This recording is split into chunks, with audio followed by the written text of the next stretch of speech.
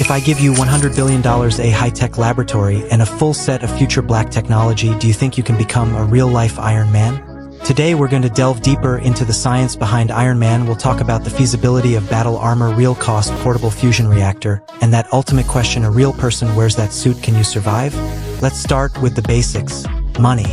In the Marvel Universe, Tony Stark is not just rich, he is incredibly rich. What is his estimated net worth? About $917 billion. This also makes him one of the richest fictional characters in history. That's more than the GDP of most countries.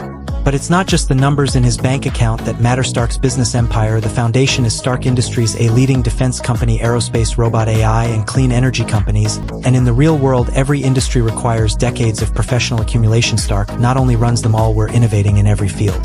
There's something more important. This strength is not inherited, he did it himself. Stark turned a traditional arms manufacturer built into a cutting-edge R&D giant. Each of his products are redefining entire industries.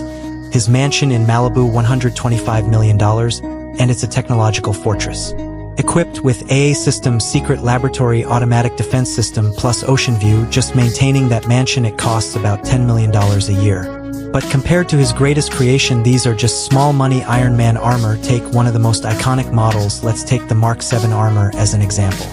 Made of gold, titanium alloy, raw materials alone are valuable, plus the intelligence system, built-in weapon, brand new HOD targeting sensors, and environmental protection systems. That comes down to a set that costs a whopping $1.50 billion. And Stark has more than one advanced model. For example, Mark Wooling armor built with nanotechnology. Each unit could cost more than $7 billion. That's higher than the GDP of some countries. But that's just the shell. And all this, the real core, is the Ark Reactor. It's the glowing ring on Stark's chest. This is a portable fusion device. It's about the size of an ice hockey. It can power the whole set of armor and his home. Pretty impressive, right? Fusion is what powers the sun. It is easy to integrate. Qing like Qing, you touch it and you get tons of clean energy. Almost inexhaustible. It's like putting a star in your chest.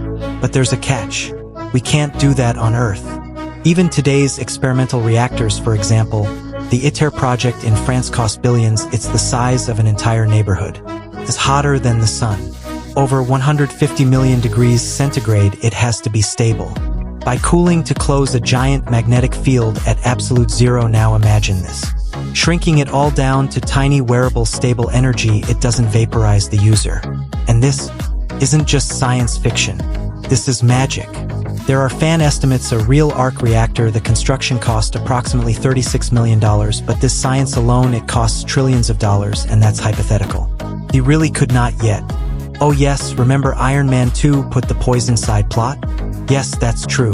Targets are highly toxic. Long-term exposure can damage the liver, kidney, and nervous system, so the Ark Reactor is not only impossible, and he's also deadly. But let's have a little dream first. If someone really made it. Scientific research. The project is all done. The armor is usable. The Ark Reactor is also stable. Here comes the real problem. Let's talk about physics. The Iron Man armor weighs approximately 750 kilograms. It's like having a whole car strapped to your body, even with a 4-volt motor. And a recommender system. Your muscles, the joints and bones, are under constant pressure. Just standing up is like keeping a squat all day. But that's not the worst part. And once it flies, the laws of physics are your number one enemy. In the movie, Stark can make all kinds of high-speed maneuvers. Sharp turn, emergency stop. It's tumbling through the air, flying at supersonic speeds the entire time. But these maneuvers generate tremendous intelligence. The elite of fighter pilots. I can only barely carry it to level 9. It can last a few seconds at most, then you faint. At this point, the blood will quickly leave the brain, causes a fainting called G-love and intellectual loss of consciousness. Imagine that.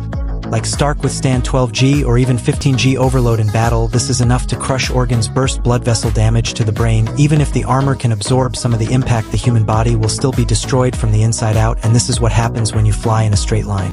Plus sharp turns, emergency stop, or mid-air roll, and you're dealing with this fatal inertia.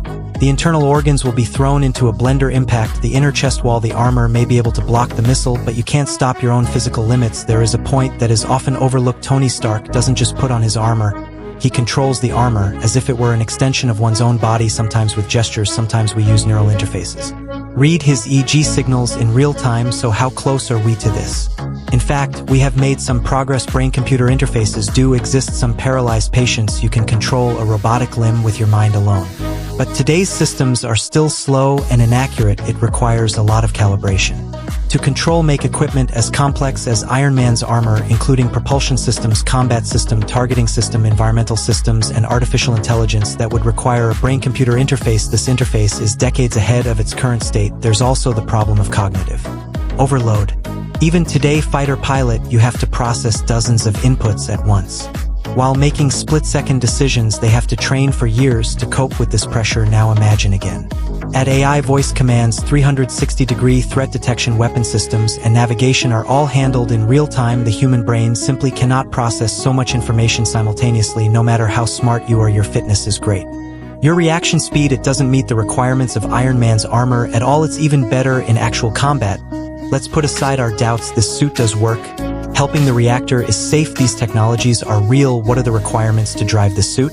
The training will be brutal. You need amazing physical strength to withstand the pressure of wearing armor. You need peak cardiorespiratory endurance to cope with long-term combat and the lightning bolts of a fighter pilot. You also need strong psychological qualities to make life and death decisions under pressure. You're training daily, high-intensity functional training, core and joint strengthening, advanced VR flight simulation, cognitive training for coping with sensory overload. Even elite athletes, astronauts, and special forces may not meet the standards. Why? Because it's not about peak fitness. But the fist must have indispensable strength, speed, endurance, intelligence, and nerves of steel, and that's not even counting the psychological cost. Tony Stark has always been under tremendous pressure. Every mission is a matter of life and death. He carries and protects the world. The burden is still pushing forward. That kind of willfulness doesn't come from the gym, he comes from the will, and that's what makes him most like a superhero. When Iron Man doesn't just build a suit of armor, but to break through biology at the same time, the limits of physics and engineering. The Ark Reactor in the movie, the pinnacle of science fiction. I'm afraid it will take decades or even centuries to miniaturize nuclear fusion. Even if this suit is really made, the offer is also in the trillions. Could also kill the person wearing it. Even if all the technical difficulties are solved, the human body itself remains the greatest obstacle. But maybe in Stark's story, the most powerful thing is not technology, it's what he represents. He is a symbol of the human imagination. We refuse to accept limits. I'm also obsessed with making the impossible a reality. So I have a question for you.